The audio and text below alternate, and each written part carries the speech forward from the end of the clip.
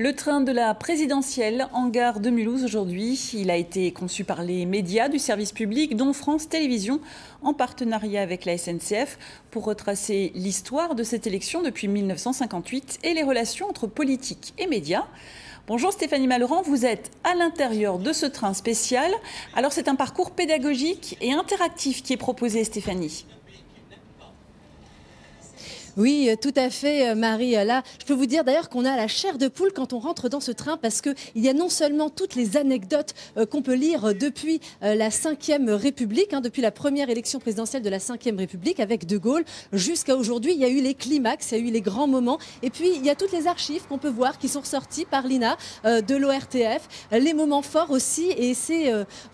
moi, je pourrais rester ici toute la journée. Alors effectivement, ici, de quoi on parle? Il y a 5 voitures. On parle dans 3 d'entre elles de ce couple passionnel de l'élection présidentielle et des médias. Un couple qui est obligé de se supporter et qui est obligé aussi d'échanger.